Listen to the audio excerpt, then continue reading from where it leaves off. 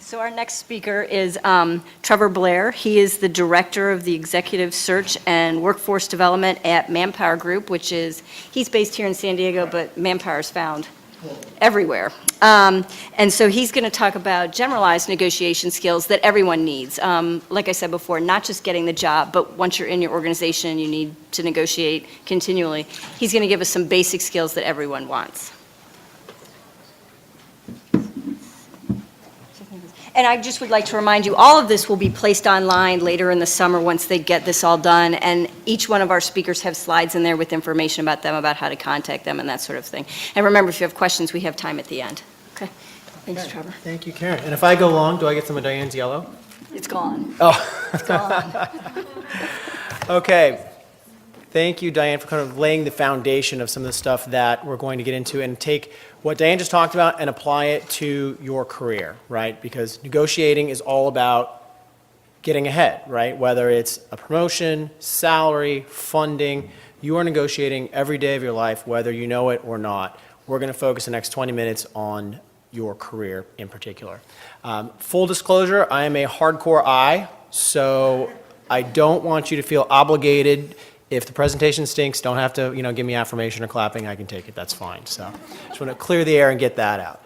Okay, so I head up our executive search practice. I spend most of my time working with director and C-level candidates. A lot of my clients are nonprofit organizations, governmental institutions, educational institutions as well.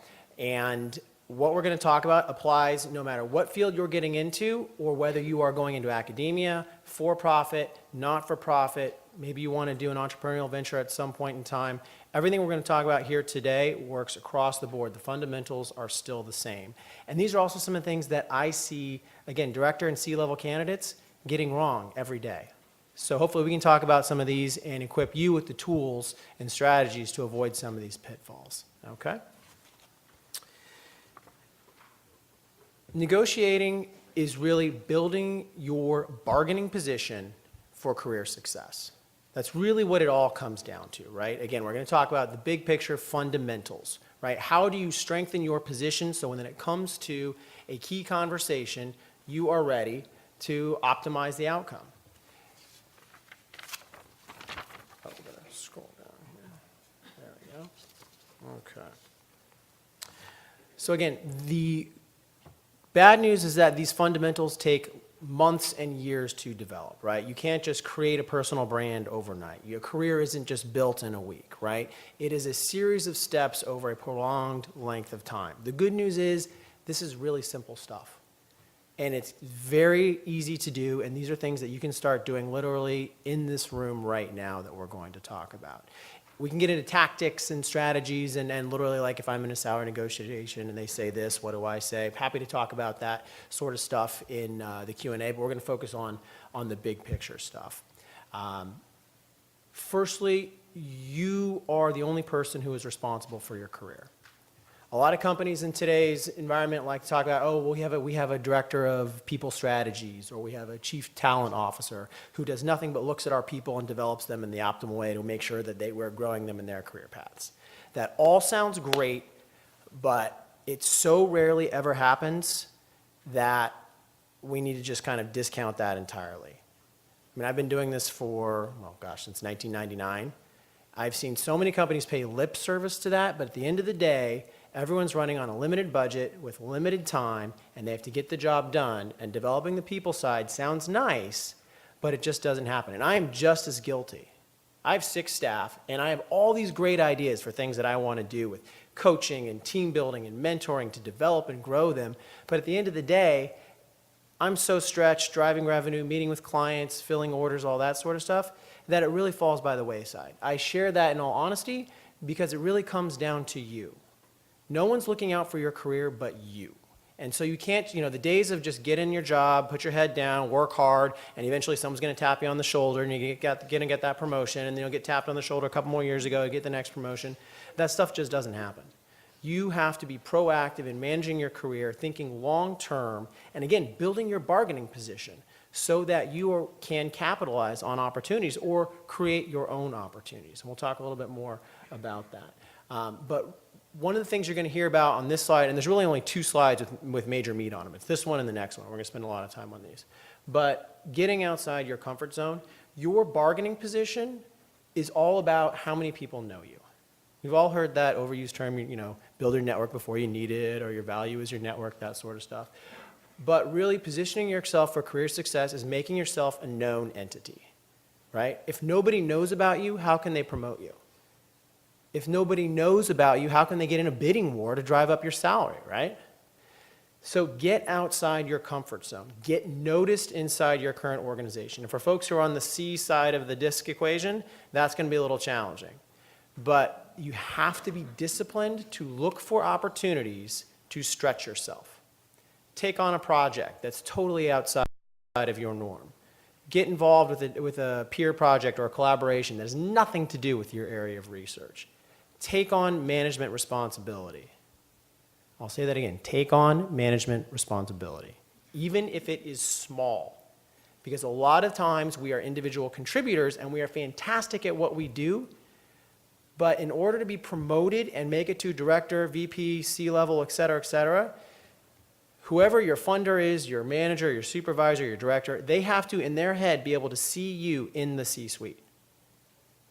And if they only see you with an Excel spreadsheet or in the lab or behind a computer, and they don't see you in front of a team, leading a team, it's just not going to happen. So you have to look for opportunities to give them a chance to actually envisage you in a leadership position. So that's what I mean by get outside your comfort zone. We talked about high-profile projects. Let's talk about community engagement. How many people sit on a board or a committee or a government commission not related to your current employer? Wow, okay, you guys are doing great. Okay, here is a huge opportunity. Again, we said earlier, right? Nobody can hire or promote you if they don't know you, right? Community engagement is the #1 way to raise your personal profile and your brand and enhance your career. And it may still be able to be within the context of your day job. So for instance, I'll give you an example of myself, right?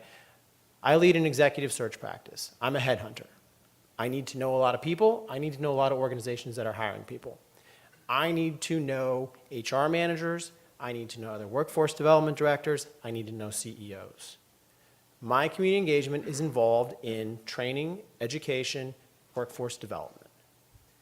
Because not only is that my skill set and my expertise, but that's where I am serving with people on boards and committees who may at some point either be a client or a customer company. They're getting to know me, they're getting to know my work, they're getting to know my organization. That positions my search practice to grow. That positions me if someone else wants to hire me as a, let's say, Challenger Gray and Christmas, one of the global premier executive search firms. Maybe they would want to hire me as one of their directors someday. They might get to know me through my work on boards and committees and whatnot in the community. It's not challenging. Well, it can be challenging. It can be exciting. It can be rewarding. But it doesn't have to be scary to dip a toe in the water. You can start small, right? There's a few different ways we can look at this. You can either join a small committee of a huge organization, or you can go right onto the board of a smaller organization. I sit on a committee of the San Diego Workforce Partnership, which some of you may have heard of, which is a $30 million organization. And I serve on the board of the Barrio Logan College Institute, which is a $1 million organization. Those 2 opportunities put me in touch with other executives here in San Diego, helping me to network and to know people, and it's giving back to the community, and it feels good, and you're leveraging your talents for the betterment of something bigger than yourself. Government commissions are another, if you have any interest in government work or perhaps elected office, the city of San Diego is always looking for people to serve on commissions. You go onto their website and you pull down the list, and it is amazing how many opportunities there are. And some of them are not glamorous or sexy by any means, but you do have to start somewhere. And there is a, I won't use names, but there is a senior executive here in San Diego who was very, very high up, chief of staff in one of the prior mayoral administrations. She got her start in public service by volunteering to sit on the City of San Diego's Fly Abatement Commission. Again, not sexy stuff, but the city needed to fill these spots. She was an unknown entity in the community. She said, I need an opportunity to get myself noticed. I'll sit on that commission. And she got in there, she did a great job, she met some people, and that appointment led to another one, and another one, and another one. And on next thing you know, she's serving on organizations like the Airport Authority, the Convention Center, the Downtown Partnership, really big, high-profile organizations where she is connecting with tons of different people of influence. So I use that as an example, but I guarantee you in your line of work or research, there is a similar path that is easily identifiable. And it gets you out from behind the computer and in front of people. Publish, that kind of goes without saying, right? And there are some places that are more strategic than others to publish. What's going to get you noticed, right? That's really what you want to be looking for.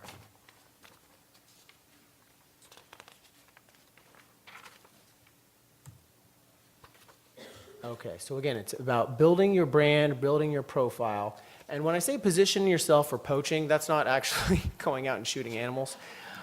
Let's hope not. I should have clarified that, my apologies. That is positioning yourself to be hired or approached by other organizations, right? If they don't know you, they can't hire you. And if your current employer knows that you are a known entity in your field, and they know that other organizations are probably approaching you, guess what that does for your job security? Guess what that does for your likelihood of a promotion and advancement? And guess what it does for your negotiating standpoint when it comes to salary time? Huge, huge, huge, huge. There is a trap some folks fall into in that they get too good at what they do in their current job. If you become the indispensable go-to person in your field, and your expertise starts running too narrow and too deep, you run the risk of pigeonholing yourself. And you run the risk of actually making yourself too indispensable in your current position such that your director can't possibly imagine taking you out of that role and moving you into something higher because they're so dependent on you in that current role. So specialization is great. Don't become so specialized that they can't live without you in that current position. Again, they need to be able to see you not only in your current role, but in other roles as well. And if you're the only person who can do this really unique thing, they're much less motivated to move you into something different because you've now made yourself irreplaceable. It's kind of the curse of becoming too good at what you do. It sounds kind of silly, but it happens. So again, that's where taking on high-profile projects, getting involved with things, managing teams really becomes critical. Keep an accomplishment log. How many people have their resume totally dialed in, ready to go at a moment's notice? That's more encouraging. Much more encouraging than the community engagement question, huh? Definitely. Even if you love, love, love your current position. Oh, that was close. What was that? Was that for the game? Anybody grew up in San Diego? Starlight Theater, remember that? And they'd freeze. You should always have your resume dialed in and ready to go, even if you have zero intention of leaving your current job. Even if you just got there yesterday, you still need to have your resume ready to go in case you were applying for jobs tomorrow. Your organization could lose funding. The economy could collapse. You could wake up one day and realize, you know what, I actually hate what I do. You want to have your resume ready to go so that you can jump right back into the game. By game, I mean job search. Because it can take weeks and weeks and months to draft a good resume, and you don't want to be caught off guard. I can't tell you how many times I've approached a C-level executive, and it's almost kind of funny. The higher up the pyramid you go, the weaker the resumes get. Because they've been so secure and so comfortable leading these big organizations, and because they've had lots of people underneath them kind of writing their previous resumes for them, that then you catch them off guard. They don't have a resume ready to go, and if they do send you something, it's junk. And if I've got two C-level candidates, one who's got a dial-in resume and one that I have to rewrite for them, guess who I'm going to submit to the client first? In which case I may not even get to the second candidate. How many people have a LinkedIn profile? Okay. So this is getting better and better and better. Recruiter's secret. LinkedIn is the gold standard for how we hire talent. If we can't find you, we can't approach you, right? Facebook is for personal stuff. We all know that. LinkedIn is for your career. If you don't have a LinkedIn profile, please go home this weekend, get it dialed in, and get it up there. It's super simple. Professional image, take your resume, splice it, copy, paste it into LinkedIn, you're ready to go. And please actually put a photo. It makes a big difference because when we can see who we're calling, there's a human connection there, and we also want to see how professional you are. I'm amazed with resumes that I've gotten in the past that are incredible, and then you go on their LinkedIn page. One time, this was a director of accounting for a large mental health systems organization 2 months ago I was working on. Got this resume looked fantastic. I go on his LinkedIn profile. It's him laying by the fireplace with his 3 Afghan dogs. Oh, that's creepy. That is really creepy, you're right. And that is nobody, I can't put that person in front of my client. And what does it tell me about this guy's sense of judgment? It tells you a lot. His lack of professionalism, and his filter has such big holes in it that he's going to make me look bad, right? That's why recruiters actually really like LinkedIn and why those photos matter. We want to gauge your level of professionalism. We don't care what you look like. We just care that you're put together and that you look like somebody we can put in front of a client. So please make sure you have a very professional photo, no selfies. We know even if you're in a suit, we can tell it's a selfie because we're going to see the shoulder kind of coming in at the bottom of the picture. Have a friend take it. iPhones take great photos, totally fine. But get your LinkedIn dialed in and get your resume ready to go because you never know when you're going to need it. And again, with the resume, make sure you have lots of data. So we're back to, this is a long circular discussion about the accomplishment log. We need data points in the resume. Numbers talk. Anytime you can quantify something, be sure to get that in the resume. And that's going to lead us to our next slide. We're going to close, I see we're on yellow here. We're going to close this out soon. I'm going to skip right to number 2. Why do you need data on your resume? There are only 3 things employers care about. I don't care if it's for-profit, not-for-profit, educational, you name it. When they look to hire somebody or promote somebody, they are thinking, how is this person going to make me money? How are they going to save me money? And how are they going to fit in with my clients and my existing staff? Everything you do, going back to building your brand, your fundamentals, positioning, all that sort of stuff, you need to speak to those 3 things. Because that's what organizations hire for. So make me money, save me money. That data has, or those data, I should say, have to be in your resume. So quantify, quantify, quantify. The things that matter are things you can wrap numbers around that speak to those 3 drivers.